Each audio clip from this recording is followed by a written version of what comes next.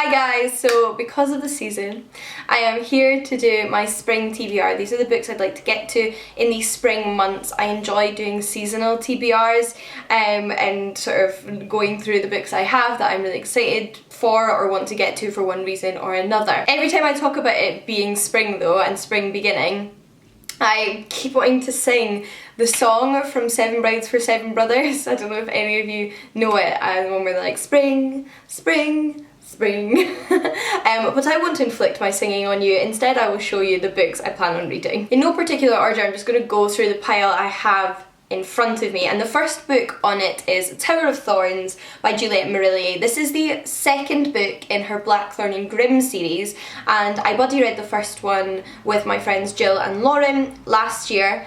Really enjoyed it, and we are again planning to buddy read the sequel together in March, which I think will be a lot of fun because we shared that experience of the first book together, so we will also share that experience of the second book and catching up with those characters.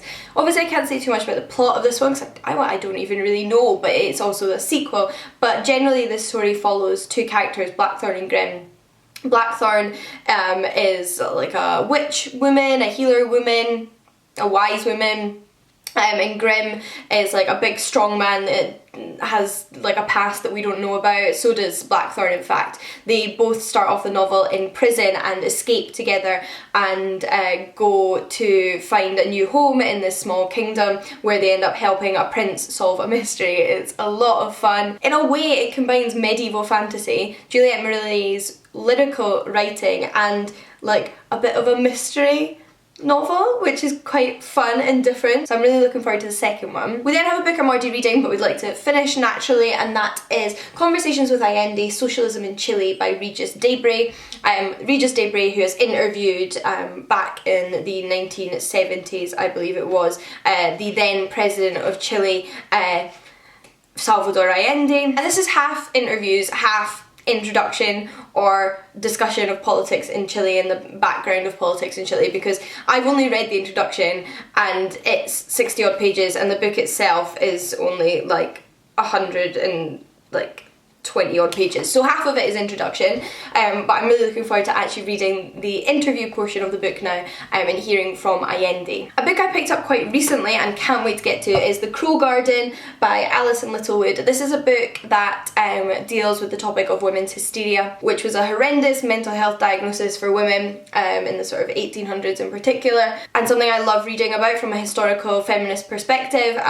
This is a mystery novel. It sounds dark and creepy and set in a mental hospital that has women locked up for hysteria, and whilst our latest patient has been interned by her husband for hysteria, she has a very different story of what's happened to her, and it's about unravelling that mystery. Another historical novel I have that I would really like to get to is The Silent Companions by Laura Purcell. I've heard amazing things about Laura Purcell and I own two of her books but I haven't read either, so I'd like to start with this one. This is her earlier one. It again sounds dark and mysterious. It's about a pregnant widow who is sent to live in like one of her now deceased husband's estates, and when she's there she finds these like companions that are these like life-size figures of humans, one of which bears an unsettling resemblance to Elsie herself. So what is going on? A book I have borrowed from my boyfriend, so really need to get back to him, is Paradise Rot by Jenny Hval. This is a novel by Norwegian musician Jenny Hval, and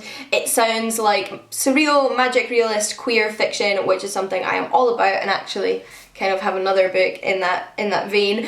This one is about a Norwegian woman who moves countries to attend university and sort of having like relocated begins to explore her sexuality, but like it's got a very surreal atmosphere, so I imagine odd things will happen. The book I just showed you though is Tentacle by Rita Indiana. This is a piece of translated fiction published by And Other Stories, who focus particularly on translated fiction, and I plan on reading this one with my friend Jen in March as well, so we'll be getting to this one very soon.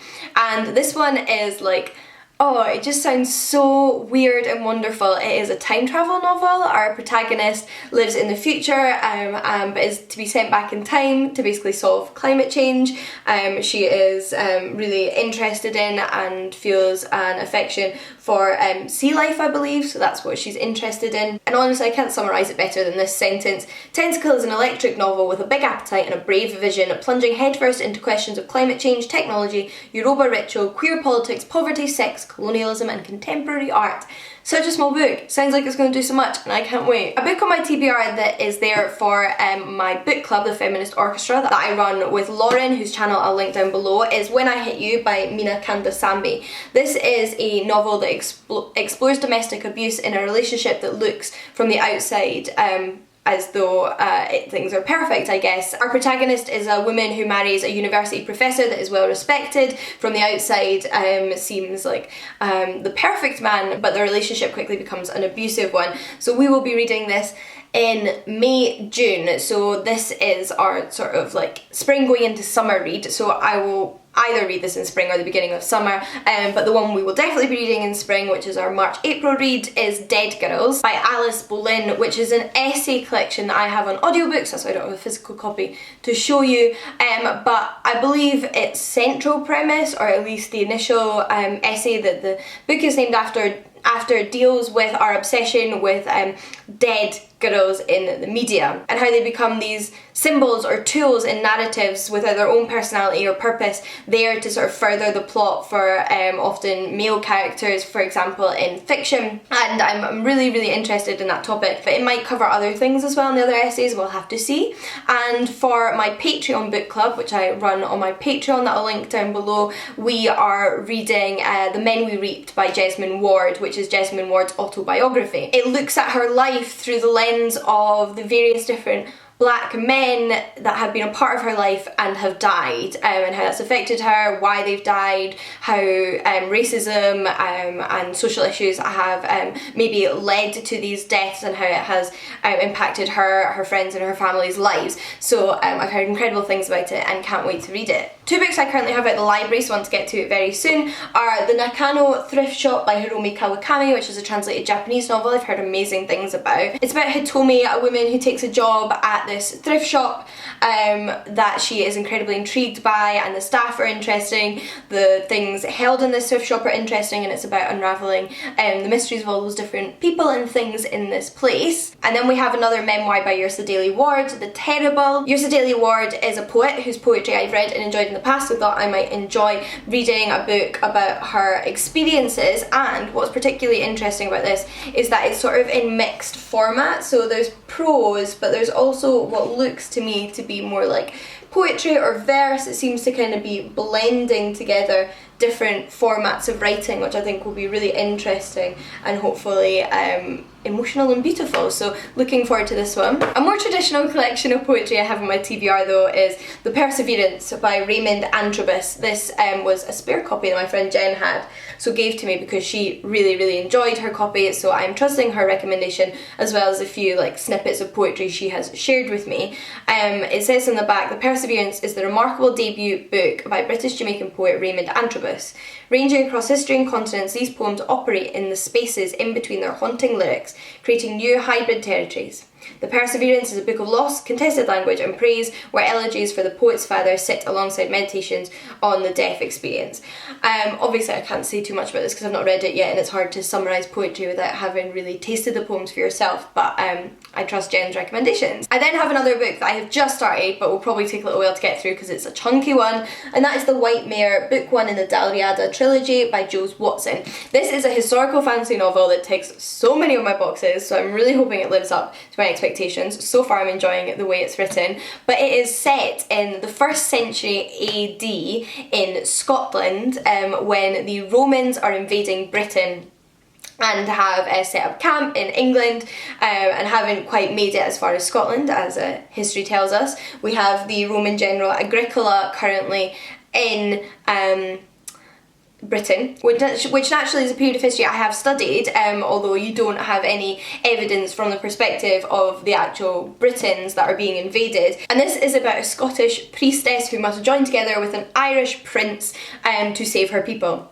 Yes, all about this. We then have another Juliet Marilli book that I'd like to get to because it's been on my shelf for a little while, and that is The Raven Flight, which is the second in her young adult series, the Shadowfell novels. And I read the first one last year in the summertime, and just I haven't managed to get around to the second one yet, so I would really like to do that. But this one is also set in Scotland. This one's more of a medieval Scotland, and it involves the Fae and people who are gifted with special magical abilities by the Fae and are then hunted down by the king who wants to eradicate this magic, and our protagonist is naturally one of those people. Some Russian fantasy though is The Bear and the Nightingale by Catherine Arden, which I feel like the last person on the planet to have read. I didn't get to this during the Femme Fatale readathon, but I still really want to read it finally, because like the whole trilogy is out now and people won't stop talking about it, and it does sound amazing. I don't know why I haven't got into it yet. This is about a father and a daughter living in rural Russia when something threatens the daughter's life, I suppose, and we see what happens after that. I don't really know, to be honest. I just know that everyone loves it. A book I really wanted to read anyway, but it has since been shortlisted for the Women's Prize for Fiction, so I'm all the more excited to get to,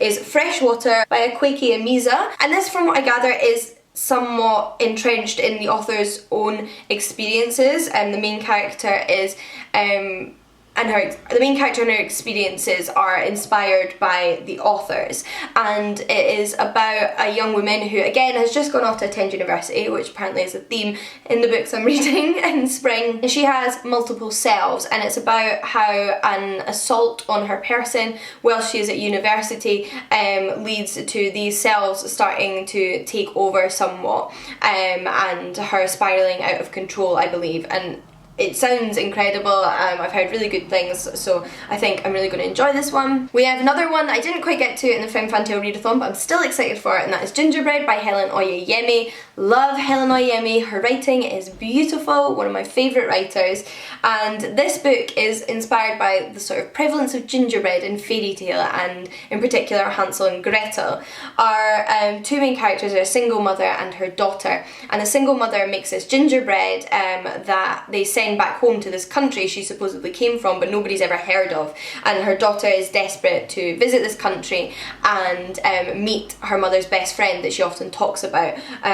I hear that there are weird magical realism, surrealist elements to the story, which I would expect from Helen Oyeyemi, so I can't wait to find out more about them. And then lastly, for physical books, I have Kill the Black One First, a memoir. This is a memoir of the first black Chief Constable in the British Police Force, and again, this is one that's come highly recommended to me, so I would like to get around to it. I also have two more audiobooks I would like to get to in particular though, and the first one is Uprooted by Naomi Novik, which I planned on listening to but didn't get to, and was borrowing from my library, so I had to return to my library because I knew I wasn't going to listen to it and wanted somebody else to have the chance to download it, and I'm now back on the waiting list for it. So as soon as I get it, which I think should happen in April, I'm going to be listening to it immediately. I can't wait. I've heard amazing things about it. I have enjoyed Naomi Novik's fantasy in the past, and this one's a Beauty and the Beast retelling, which is something I've just been reading so much of recently.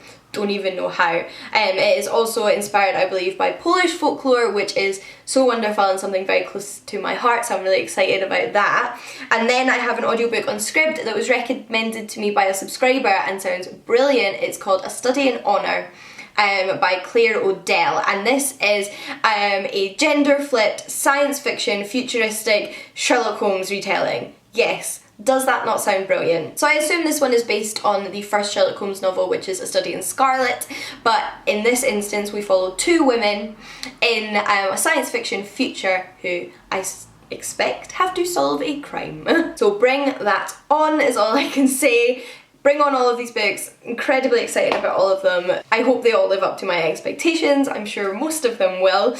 I generally am able to pick books that I'm going to like these days. But let me know what you plan on reading in the spring months, and if you have any thoughts on the books I've mentioned in this video, I would love to hear them. But until next time, happy reading, and I'll see you all again soon. Bye guys!